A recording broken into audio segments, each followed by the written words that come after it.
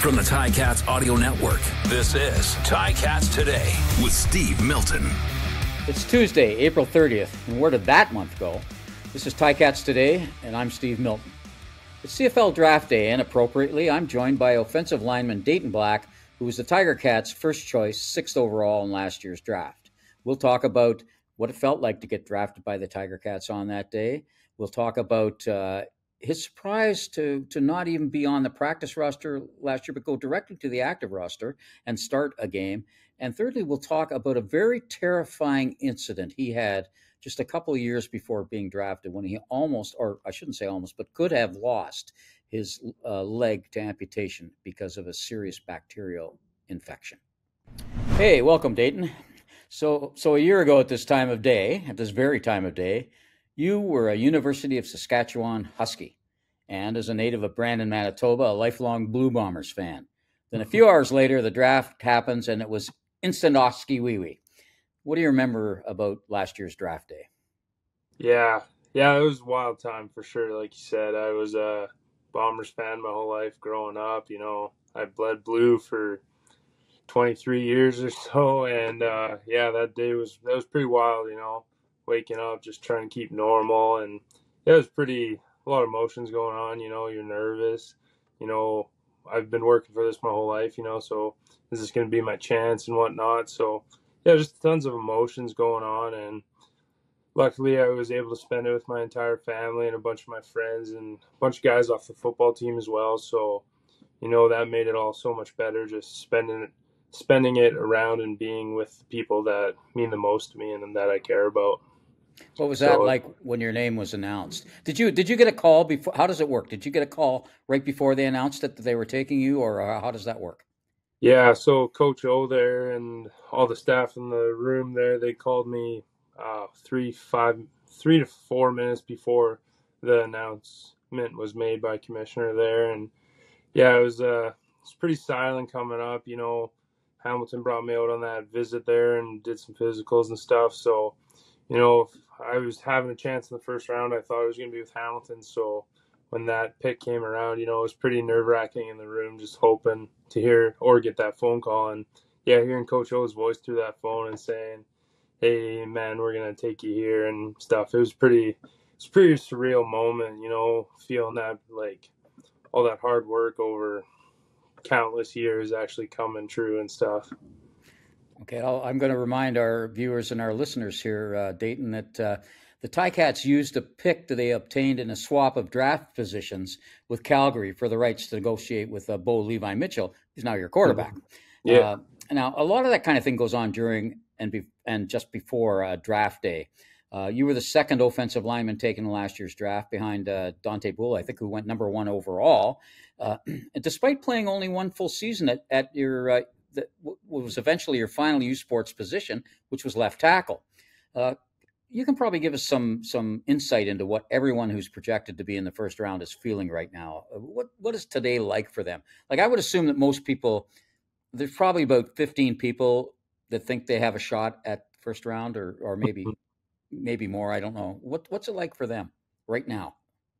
Yeah, you know, obviously I think it's the same for everyone, no matter whoever's in the draft, I would say, right? Because you never know for sure if you're actually going to go in that first round or not, right? So, you know, there's just a lot of, you don't know, right? You really have no idea. Like, teams can change last minute. You know, you think you have good interviews with certain teams and then their picks are passed, right? So there's just a lot of not knowing, you know. I say you're nervous, but me, I was excited, right? Because it was something new, and you know, this is what like I said earlier, that I've worked for my whole life. So just having the chance to play, if I was drafted first round, the 7th round, or not at all, you know, all I wanted was an opportunity. And luckily enough, Hamilton decided to use that first round pick on me. So yeah, I was more than ecstatic. Is there pressure when you're a first rounder and the first pick of a specific team? Is there pressure there? Yeah, you know, like, honestly, I try not to think about that kind of stuff too much. You know, like I said to a lot of people after I was drafted the first round, I was like, you know, it's still like I'm going to go to Hamilton. You know, it's the CFL, it's pros now, but it's still just playing football, right? It's the game you played when you're 8, 10 years old. So, I always try to think back to that and how, there is obviously pressure, right? You want to come and perform, make a team, and impress the coaches so you can play. But still, I just think, I'm just playing football now. And now, luckily enough, this is my job. So I just get to do it every day. You going to pay attention to tonight's draft? Yeah. Oh, yeah. I'll be watching that. Just to see who your teammates would be, or see if there's competition for you? Both. I'm excited to see who we take, and I'm excited to see if there will be competition. And also, I'm excited for a bunch of my guys that are my old teammates on the Husky who are eligible for the draft this year. So I'm excited for them as well. Where are you going to watch it? At home here with my parents. With your Brandon. parents, okay. Yeah. Okay. Now, earlier I mentioned that you were a left tackle, but you started at Saskatchewan, University of Saskatchewan, as a defensive lineman. Then, if I remember correctly, you redshirted as a sophomore at your coach's suggestion, so to learn how to play offensive line. And before that, in high school, you were a league record-setting quarterback, and you also played defense. Now, position changes aren't uncommon in moving into the pros. A good example, your teammate Chris Van Zyl from last year, one of the great offensive tackles ever, was a defensive line star at Mac. Now, you had to start at right guard last year and dressed for 17 games as a backup to I think 3 or 4 positions, and played special teams. Now, how do you see this year for you? Are you a tackle? Are you a guard? Or are you a quarterback? I'm not a quarterback anymore, that's for sure. I made that switch quite a not few gonna, years ago. What if they do a guard eligible or something? Hey, well, or I'm ready. Whatever Coach Milovich has, I'm ready to do it. But yeah, I'm just going to make the team again and hopefully win a starting position. And wherever coaches see fit, I'm ready to adapt to that role and play. If it's guard, center, tackle, sixth man for them, I'm shooting for a starting spot. Like I think everyone is, right? That's why we play and stuff. Right. So. But wherever there's fit for me, I'm ready to do my job.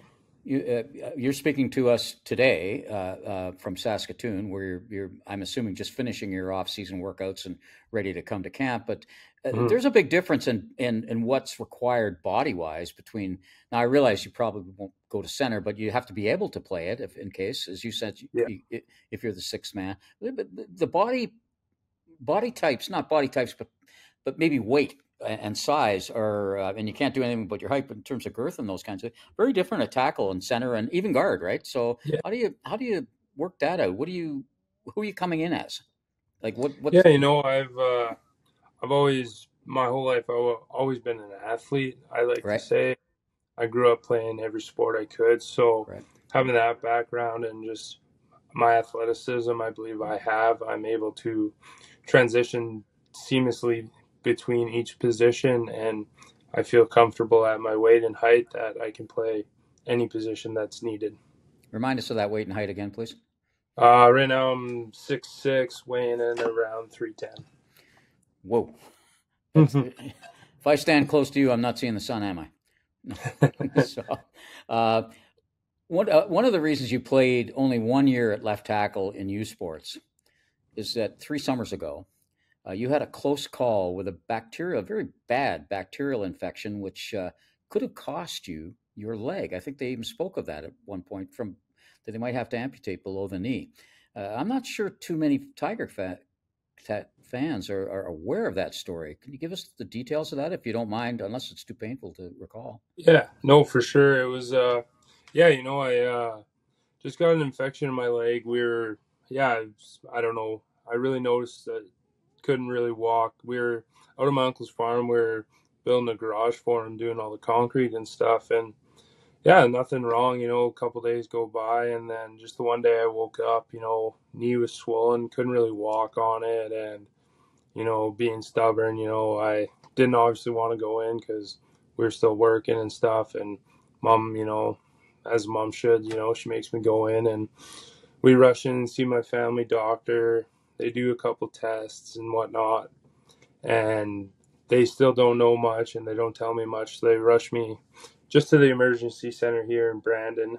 And and then the specialist comes in and she does more tests. They take samples out of my knee and stuff and give me some pain meds because I couldn't walk and it was throbbing. And then, Yeah, next thing you know, I'm rushed to surgery within an hour of being in that hospital. And yeah, I wake up, whatever it was after, a few hours later, and wake up and my legs all bandaged up, sitting in the recovery room. And yeah, doctors come in and say, we found some big infection. It was eating away at your knee and tissue and ligaments and stuff. And luckily enough, you came in early enough that we were able to perform surgery, clean it out, remove all the infection. And yeah, so, and then, yeah, that same time, they're like, a couple days later, there might not have been enough left in your knee to keep. So there's a chance of amputation. But yeah, they were able to get in there early enough. And yeah, luckily enough, they saved my knee.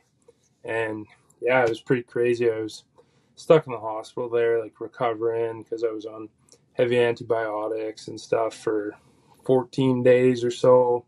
I lost like 30 pounds or so sitting in that hospital. So that was pretty good. It definitely kicked my butt there for sure. But I had a great group of doctors and nurses that took care of me throughout those couple weeks in the hospital and my rehab team after.